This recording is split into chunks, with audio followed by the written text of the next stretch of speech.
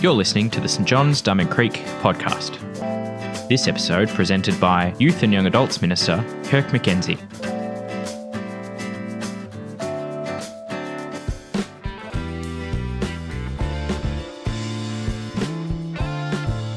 Good morning. Today's reading is from Mark 8 and it's verses 23 through to verse 33. And it's 3 short stories about Jesus. Jesus heals a blind man at Bethsaida. They came to Bethsaida, and some people brought a blind man and begged Jesus to touch him. He took the blind man by the hand and led him outside the village. When he had spit on the man's eyes and put his hands on him, Jesus asked, "Do you see anything?" He looked up and said, "I see people. They look like trees walking around." Once more, Jesus put his hands on the man's eyes. Then his eyes were opened, his sight was restored, and he saw everything clearly.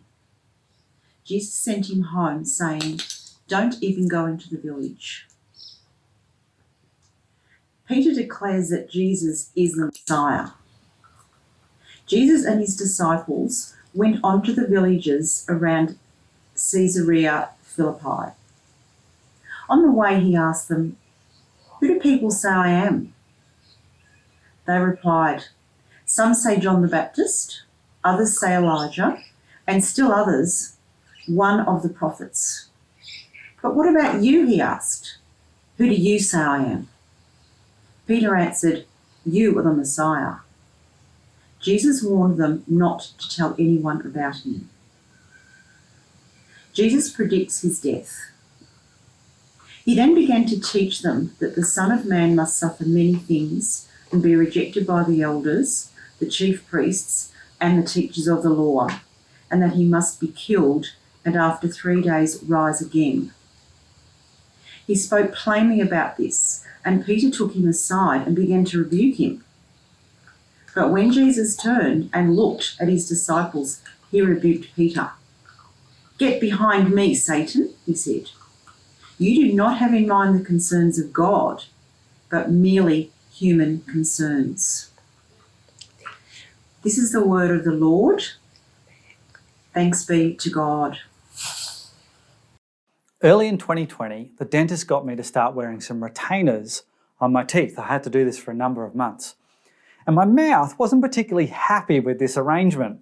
I started getting way more saliva developing in my mouth than I was used to. And that really sort of sticky phlegm type of saliva that's not very pleasant. So I found that I had to start basically spitting a lot more than I was used to. Popping off into the bushes or if I was inside finding a bathroom and just getting rid of a bunch of this phlegm that was developing in my mouth. Now, that's not the nicest or most popular thing to be doing at the best of times in polite society. But then the coronavirus happened. And talk about an unpopular thing to be doing when there's a global pandemic spreading around your society. Spitting is high on the list of things not to do. So as we went through our Bible reading today, and you saw Jesus not just spitting in public, but spitting on the eyes of a blind person, I wouldn't blame you for going, "Ugh, gross." I mean, sure, it would have been gross before we went through the pandemic, but even grosser now that we've gone through what we did in the last 12 months. But also, beyond that being pretty weird that Jesus spat on a blind person in this story, and much of the fact that he did heal him later, so it did work out well for the blind person, who ended up not being blind by the end, it's also weird because of the false start to the healing. Okay, so Jesus does the spit thing and then sort of puts his hands on the guy, I assume on his eyes, and the guy's kind of half healed, a bit like the guy can see, but like an out of focus camera, a bit like this one, You can sort of see me, but I'm all sort of smudged, it's not very clear. And then the guy lays his hands on this blind man again, and then he can sort of see completely, and he's completely healed. It's weird. But then at the end of that story, it gets even weirder, right? Because they've left the village to do this healing. So it's kind of, it's a bit more private, it's a bit out of the way. And then Jesus says in verse 26, he sent him home saying, don't even go into the village. So don't go back the way we've come, sort of go home the long way so nobody sees that you've been healed. That seems weird, isn't it? Like, if someone who was blind was in your lounge room right now and they were suddenly healed, or wherever you're watching, they were suddenly healed, you'd probably say, that's the most amazing thing that's ever happened. You know? And if it wasn't the most amazing thing that you've ever seen, then you've had a very amazing life. And surely you'd want to tell people that. And yet Jesus in this story is saying, no, don't tell people, don't show people that. Head home a different way. This is just a weird story to have here in the Bible. Some other weird stuff happens in our passage today as well. We continue on the story and Jesus is walking around the local area with his disciples, so his closest friends, sort of his leaders, the disciples are his leadership team basically, and he asks them a question. Who do people say I am? He's trying to get a sense of what the local people are saying about him. Jesus is a known figure at this point. I don't know if you'd say he's famous, but he's certainly a talking point for the local people. And Jesus gets a sense of what people are saying about him.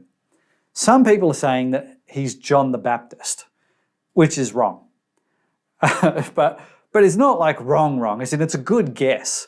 John the Baptist is in Jesus' extended family. They're second cousins. And they're in the same business.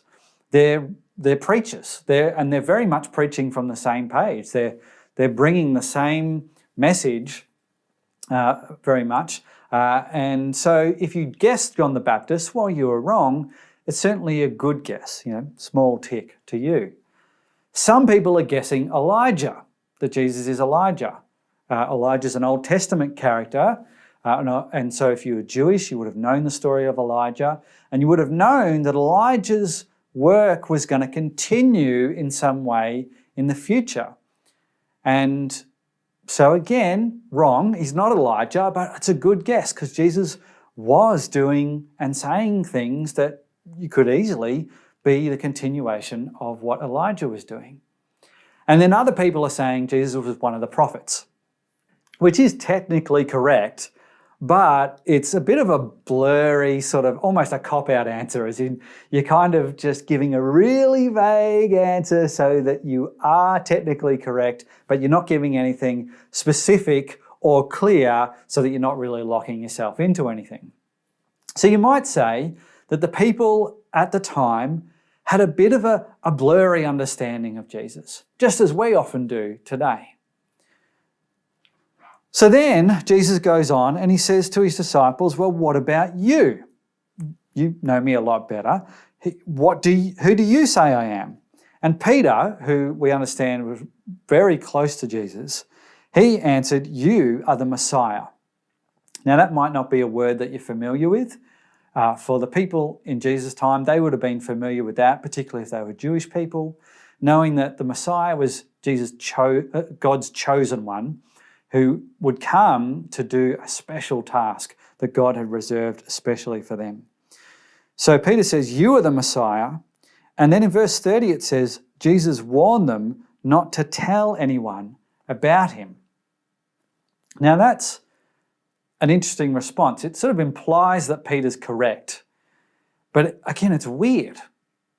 Why doesn't Jesus want people to know about that? Why doesn't he want the disciples to tell people that he's the Messiah? Again, if you had God's chosen one who come to do God's chosen special task with you in your lounge room right now, wouldn't you want to tell people that?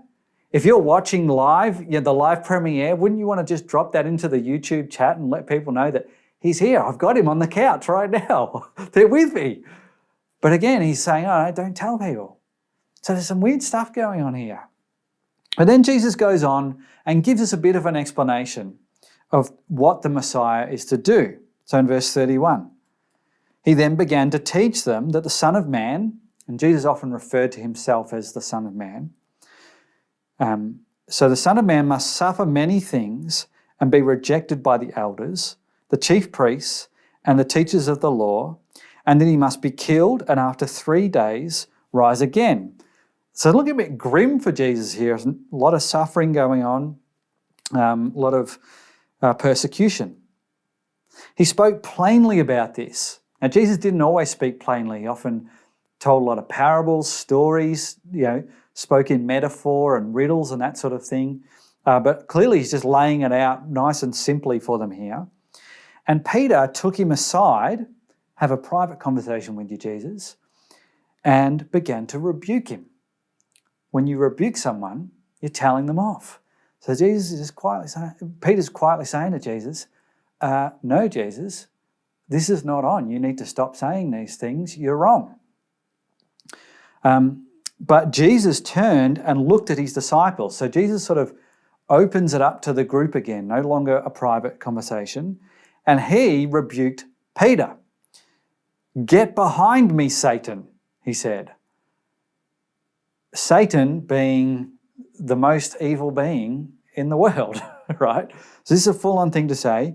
"You do not have in mind the concerns of God, but merely human concerns." I don't think Jesus is saying that Peter is Satan, like, oh, big reveal, it was Peter all along. But he's saying, what you're saying, Peter, by telling me off right now, is you sound like Satan. You sound like the evil one. You sound like the father of lies. Don't stop me from saying these things. Peter clearly had a blurry understanding of who the Messiah was and what the Messiah was meant to do. And when Jesus starts to give him a clearer understanding of what lies ahead of him, and that includes suffering and persecution and rejection and death, Peter's understanding is shaken and he challenges Jesus on it, and Jesus pushes straight back. Let's talk about Superman for a minute. I promise it's relevant. The character of Superman is actually, when he was born, was given the name Kal-El, which means child of the star or voice of God. And it's interesting, if you look back into the history of the character, Superman was actually created in the 1930s by two sons of Jewish migrants in America. Now, to be a Jewish in America at that time was pretty tough. It wasn't an easy thing to be. There was lots of racism and lots of poverty that they would have experienced. And so Superman was created like a modern-day Jesus Christ.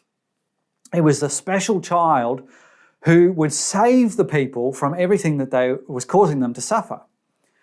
And so there are lots of similarities between the fictional character of Superman and the historical character of Jesus Christ. Both had a miraculous birth. Their arrival on earth was signified by a bright star. They lived quiet lives in sort of small towns during their childhood, and they looked like everyone else, but there was something special about them. But then when they turned 30, they revealed their power and they set about changing the world. And of course, both of them wore their undies on the outside of their other clothes.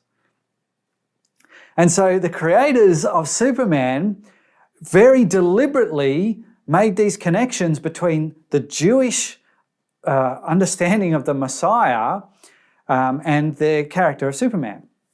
Now, Peter, of course, didn't know about Superman and that this character would be created in America 2,000 years later. But he would have had this history of thinking about the Messiah from a Jewish point of view. And so he may have, just as these Jewish people who created the character of Superman, he may have attached some of these more superhero-like ideas to the idea of the Messiah and therefore attached them to Jesus. And so then when he hears Jesus saying that he's going to suffer many things and be rejected by the elders and the chief priests and the teachers of the law, who were all the religious leaders of the time, and he's going to be killed, he would have been going, no, that does not match the idea of the Messiah that I have.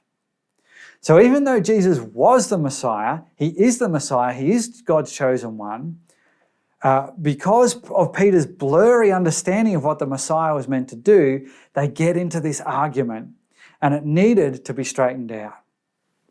And here's where we come back to that weird story of the spitting and the double healing.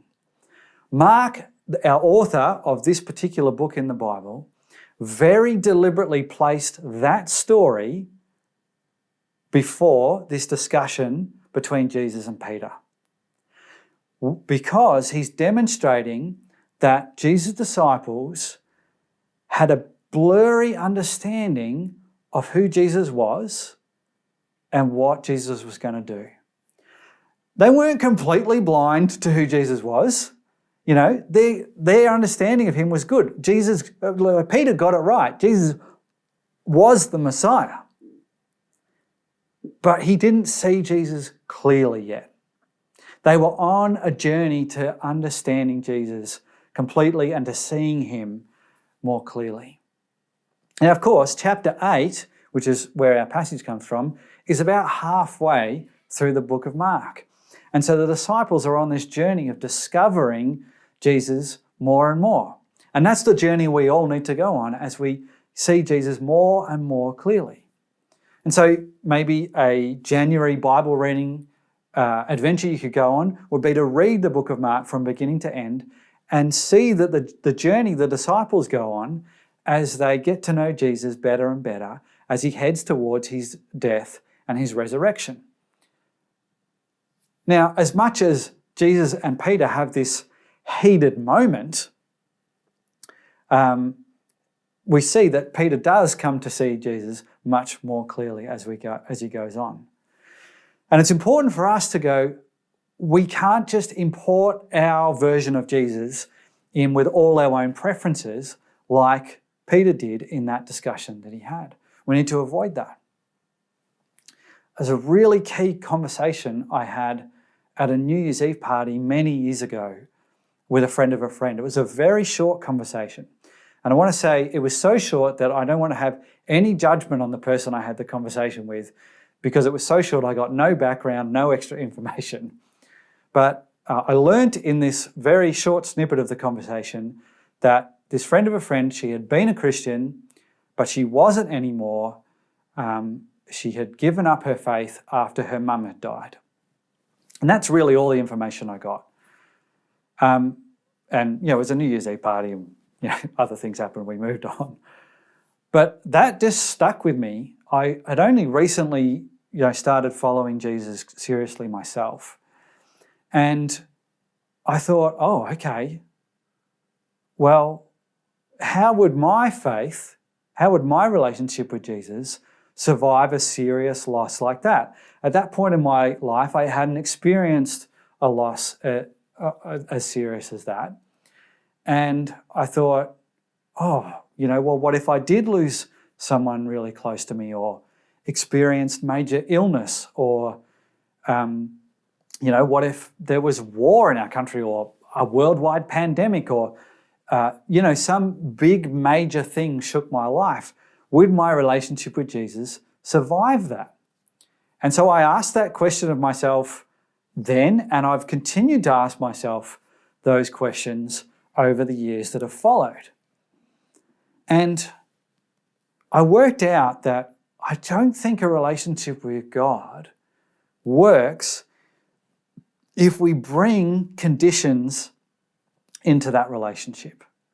So if we say, God, I'm going to follow you if you do this for me and this for me and this for me.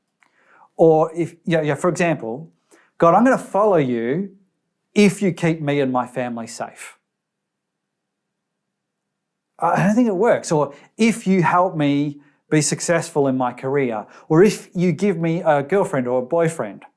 You could think of all these other conditions that we could put on our relationship with God. We do this a lot. Clearly, Peter had a whole bunch of conditions that he was expecting Jesus to fulfill because of Jesus' role as the Messiah. But it doesn't actually work that way. Now, I want to be really clear. It's okay to hope for those things, and it's okay to pray and ask for those things. So if you're praying and asking God to heal yourself or someone close to you. If it's okay to ask God to help you when you're seeking work, if you're seeking work at the moment, which many of us are. That's okay to ask for those things and to hope for those things. But it doesn't work if we make them a condition and say, well, God, I'll be in relationship with you if you do this for me. And actually, most relationships don't work very well if we start adding lots of conditions into them, but particularly with our relationship with God. Peter had conditions with his relationship with Jesus, and Jesus corrected him. But I want to also make it clear that Jesus didn't ditch him at that point and go, Peter, you're out. You're out of the discipleship team. Get lost. Jesus continued to love Peter. And if you read through the story of their friendship, he continued to show Peter love, even though Peter had many other times where he didn't quite get it right. He continued to love him. Jesus died for Peter. Jesus rose again for Peter, and Peter had huge amounts of responsibility in the beginning of the church that Jesus set up after Jesus rose again and went off to heaven.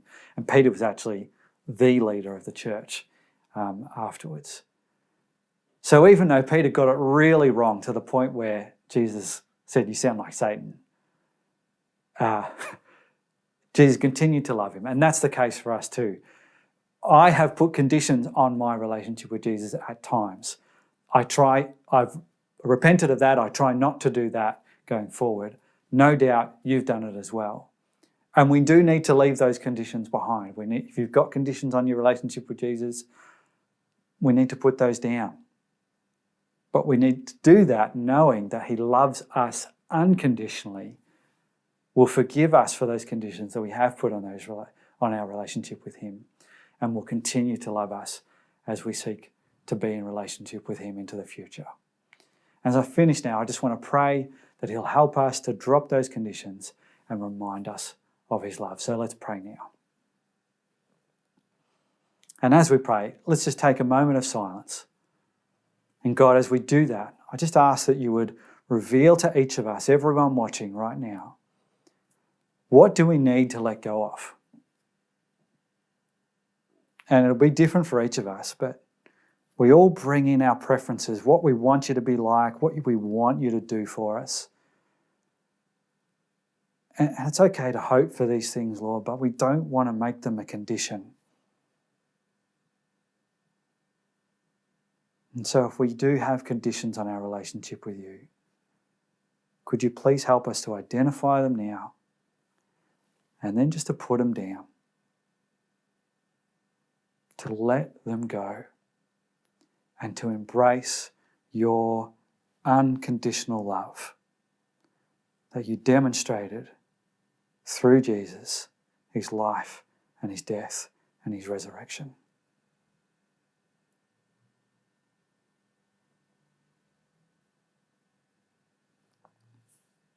And I do get the sense, Lord, that some people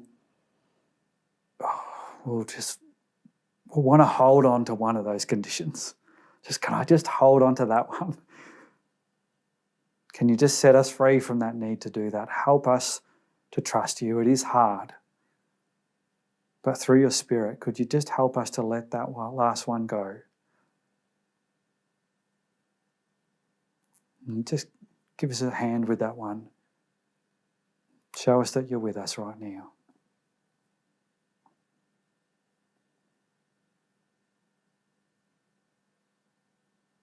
Thank you, Lord.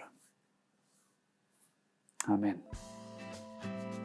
Thanks for joining us. If you'd like to subscribe to this podcast, you can do so in Apple Podcasts, Google Podcasts, Spotify, or wherever you get your podcasts from. Just search for St. John's, Diamond Creek.